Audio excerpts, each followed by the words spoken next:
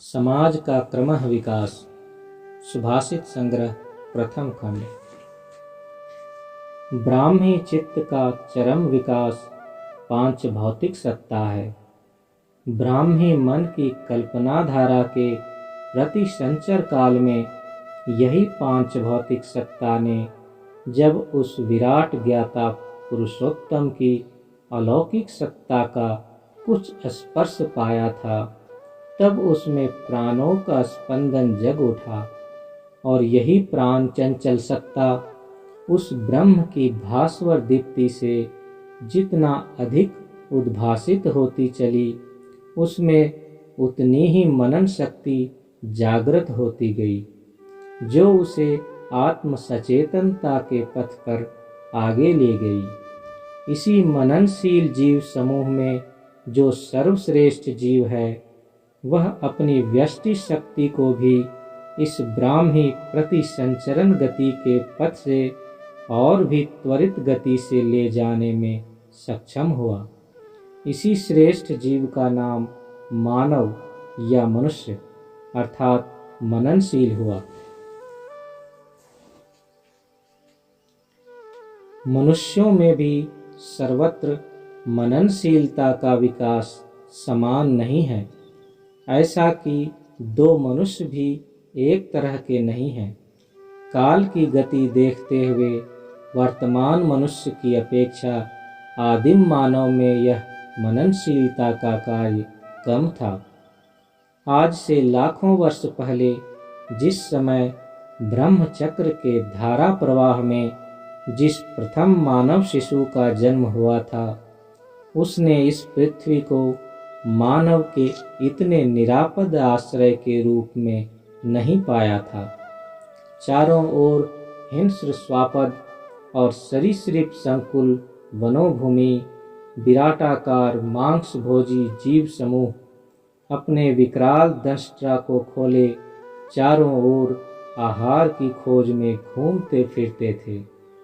आकाश से वर्षा, तूफान, वज्र और उल्कापात के हाथ से बचने के लिए उनके पास माधुर्यमय घर का वातावरण नहीं था। मध्यकाल के शोले बरसाने वाले सूर्य का ताप उस शिशु की जीवन सत्ता के अंकुर को ही सुखा देने की चेष्टा कर रहा था। यही उसकी अवस्था थी।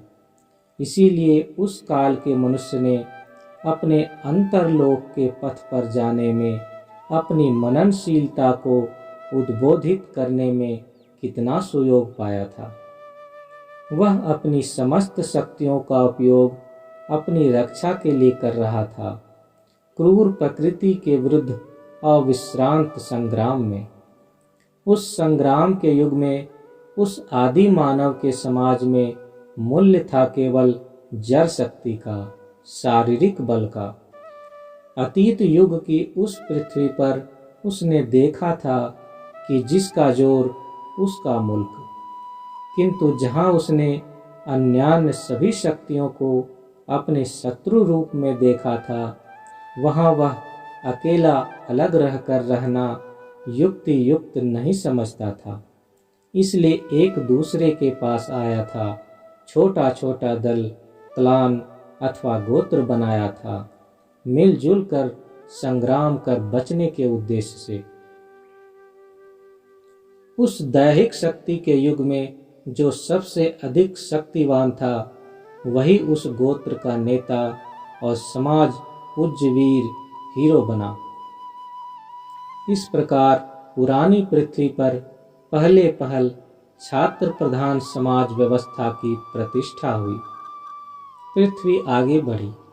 उस आदिम मनुष्य का सामाजिक गठन अपनी स्थितावस्था बचाए रखने में समर्थ नहीं हुआ।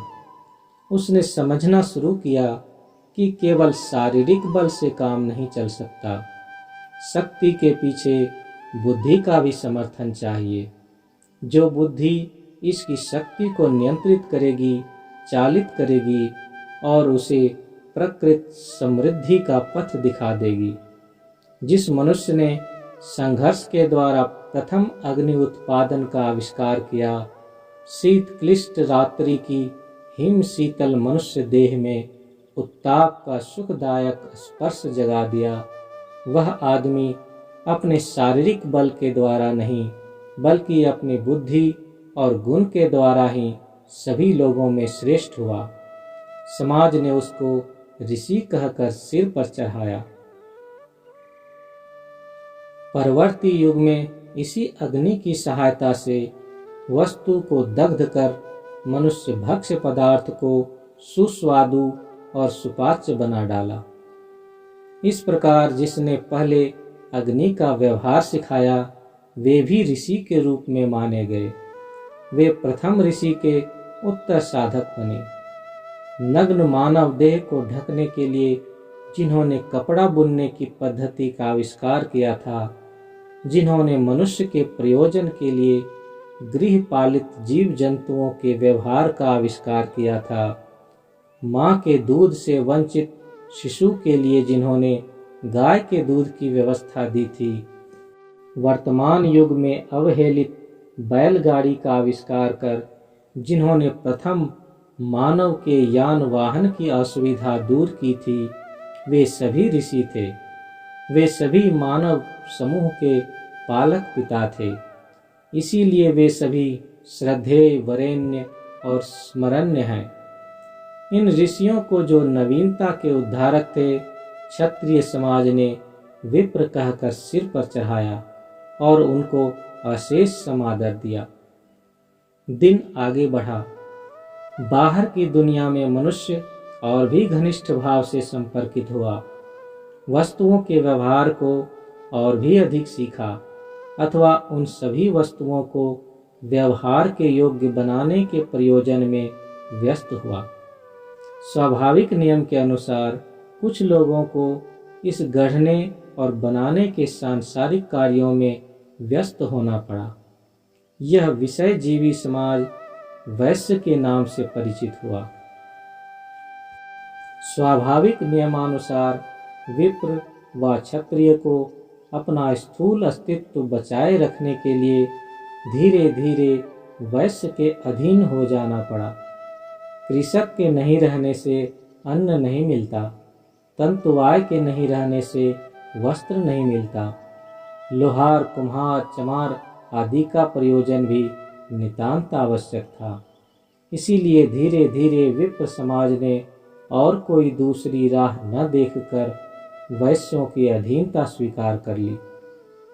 जिनमें क्षत्रियत्व, विप्रत्व अथवा वैश्यत्व इन तीनों गुणों में से कुछ भी नहीं था, वह इन लोगों के आज्ञावाही भृत्य के रूप में रह गए।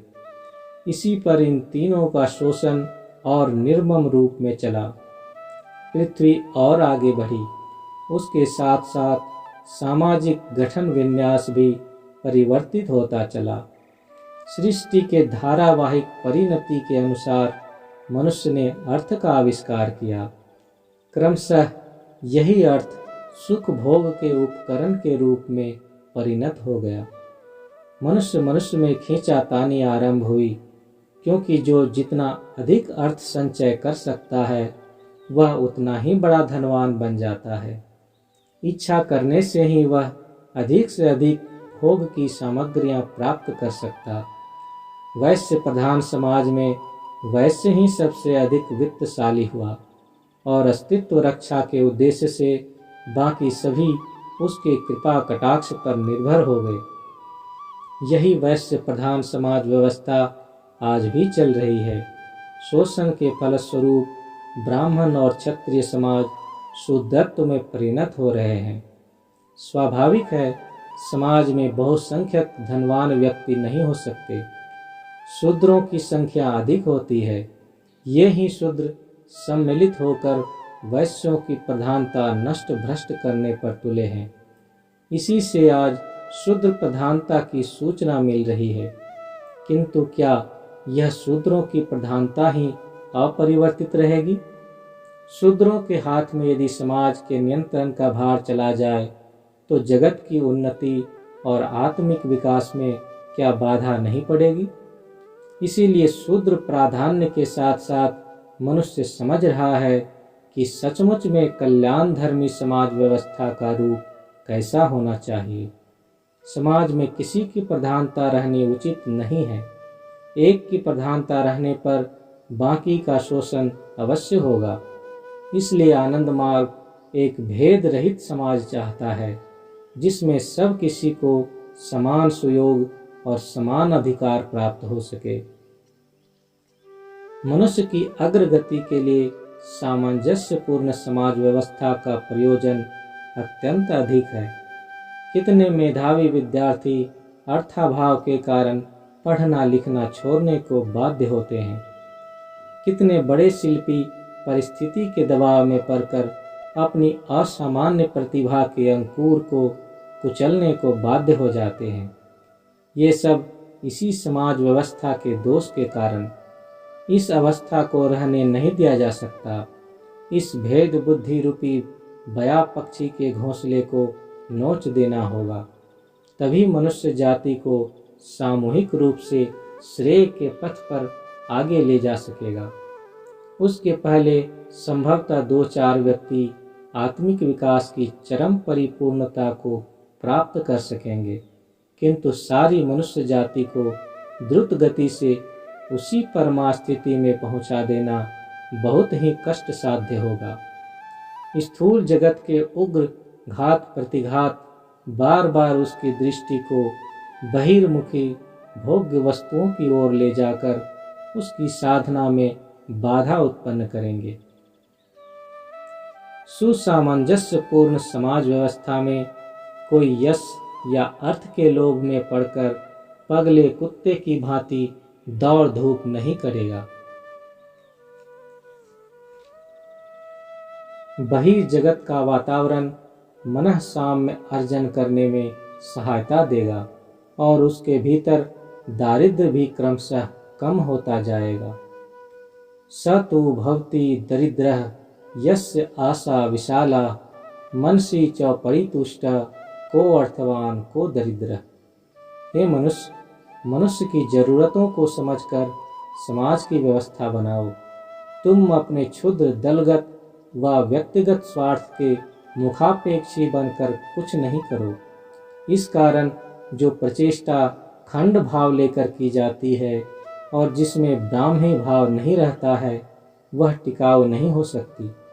काल का कराल स्पर्श एक न एक दिन उसकी सारी सत्ता को ध्वस्त कर किस शून्य में मिला देगा, वह तुम नहीं समझ सकोगे। किस प्रकार चलना होगा, क्या करना होगा, किस तरह रखना होगा अथवा तोड़ना होगा, इसको जानने के लिए पुस्तक पढ़ने की आवश्यकता नहीं है। आवश्यकता है सच्चे प्रेम भाव और सच्ची सहानुभूति के साथ जगत के प्रत्येक प्राणी की ओर देखने की, और उस अवस्था में तुम समझोगे कि तुम्हारा तोड़ना, बनाना, रखना उसी आनंद स्वरूप आनंद घन सत्ता से स्पंदित और विधृत है।